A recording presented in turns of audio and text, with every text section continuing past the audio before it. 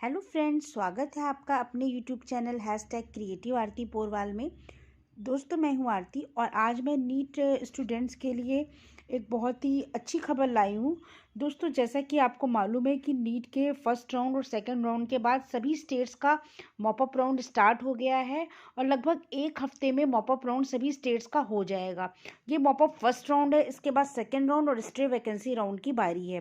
लेकिन दोस्तों, जिन बच्चों को एमसीसी की तरफ से ऑल इंडिया कोटे में फर्स्ट राउंड और सेकंड राउंड के बाद कोई सीट नहीं मिली है या मॉप अप राउंड में कोई सीट नहीं मिली है, तो क्या उनकी जो सिक्योरिटी फ़ी है रिफ़ंड होगी या नहीं होगी, या क्या प्रोसेस है, आज हम अपने वीडियो में इसी पे चर्चा करेंगे। लेकिन अगर उसके पहले आपने मेरे वीडियो को पसंद आए तो लाइक और शेयर कर दीजिएगा, और अगर अभी तक मेरे चैनल को सब्सक्राइब नहीं किया है तो सब्सक्राइब कर लीजिए और उसके आगे जो बेल आइकन का बटन है उसे भी प्रेस कर दीजिए ताकि सारी लेटेस्ट इन्फॉर्मेशन आपको सबसे पहले मिल सके।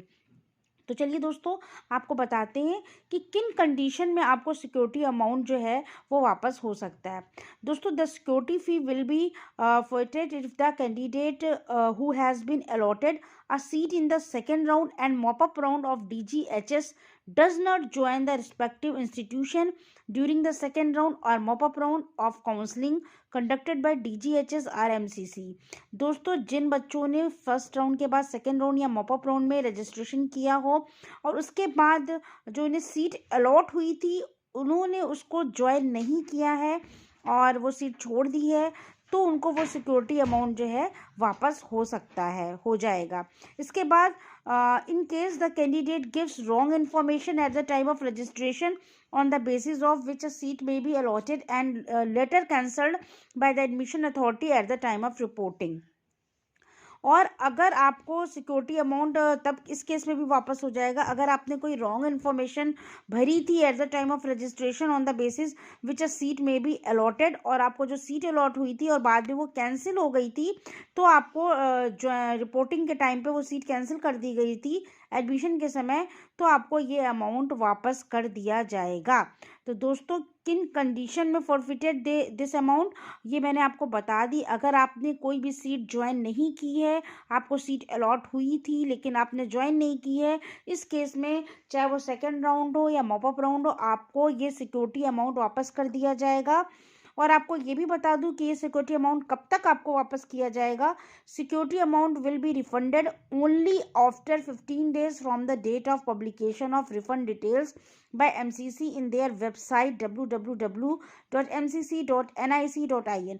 दोस्तों, MCC की ऑफिशियल वेबसाइट पर अभी कोई नोटिस ऐसा नहीं आया है, लेकिन एक हफ्ते में ये नोटिस आ जाएगा जनवरी के फर्स्ट वीक में। और जैसे ही ये नोटिस जिस दिन आएगा कि आपको जो सिक्योरिटी मनी है रिफंड कर दी जाएगी, उस नोटिस के आने के 15 दिन तक आपको, यानी 15 दिनों में ही आपको ये सिक्योरिटी अमाउंट वापस कर दिया जाएगा। तो दोस्तों, the security amount will be refunded to the same account from where the security amount was initially deposited by the candidate. और दूसरी बहुत बड़ी, बहुत इंपॉर्टेंट न्यूज़ कि आपने जिस अकाउंट से डिपॉजिट किया था ये सिक्योरिटी अमाउंट, उसी अकाउंट में ये वापस आएगा। मतलब बहुत से बच्चे ऐसे होते हैं जो साइबर कैफ़े से फॉर्म भरते हैं, रजिस्ट्रेशन कराते हैं, तो जो साइबर कैफ़े वाले होते हैं वो अपने अकाउंट से ही पेमेंट कर देते हैं। तो इस केस में आपको बहुत ही सतर्कता बरतनी होगी, क्योंकि उन्हीं के अकाउंट में, उन्हीं साइबर कैफ़े वाले जो होंगे उन्हीं के अकाउंट में ये मनी वापस आएगी, तो आपको उनसे ये मनी ले सकते हैं। If the security amount was deposited through, जैसे किसी भी अकाउंट से हुआ है तो रिफंड भी उसी अकाउंट में, उसी कार्ड पर होगा। If the security amount was deposited from account ये of State Bank of IFC code भी दे रखा है, then the refund will be go to, then the refund will go this of State Bank of India IFC code. तो कहने का मतलब साफ है, जिस अकाउंट से, जिस IFC कोड से ये आपका डिपॉजिशन हुआ था उसी में वापस आएगा। तो आपको जो candidate should keep their card और bank account active till refund process is completed. तो अपने बैंक अकाउंट को एक्टिव रखिएगा जब तक आपका ये रिफंड प्रोसेस पूरा नहीं हो जाता है। इसके बाद बहुत से बच्चों ने ये भी क्वेश्चन किया था कि अगर हम चाहें किसी और कार्ड या किसी और बैंक अकाउंट में इस जो सिक्योरिटी मनी इसको ट्रांसफ़र करा सकते हैं। तो दोस्तों ऐसा बिल्कुल भी नहीं है। आप किसी भी अकाउंट में ये सिक्योरिटी मनी ट्रांसफ़र नहीं करा सकते हैं। जिस अकाउंट से किया है उसी अकाउंट में वापस आएगी। और दूसरी चीज़, अगर आपने कोई मिस्टेक की है पेमेंट को उसको करने में, तो the candidate by mistake makes more than one payment for the same roll, तो अगर आपने ऐसा किया तो candidate can approach the financial custodian after 15 days of closing of registration window. The financial custodian will refund the excess payment if any within 15 days of recipient request from the candidate. अगर आपको ऐसा होने में दिक्कत आती है तो आप यहाँ पर संपर्क कर सकते हैं, लेकिन 15 दिनों तक आपको वेट करना पड़ेगा, क्योंकि 15 दिनों में, जहाँ तक ऐसा कभी नहीं होता है, एमसीसी सभी की सिक्योरिटी मनी रिफंड कर देती है अगर आप एलिजिबल हैं। लेकिन बाई चांस अगर ऐसा होता है आपकी सिक्योरिटी मनी वापस नहीं आती है, तो आप फाइनेंशियल जो कस्टडियन है उसको जाके अप्रोच कर सकते हैं वहाँ पर, तो आपका काम हो जाएगा। और दूसरा क्वेश्चन ये कि do have to request the financial custodian to refund the security amount, what is the schedule for refund of security amount, क्या शेड्यूल है।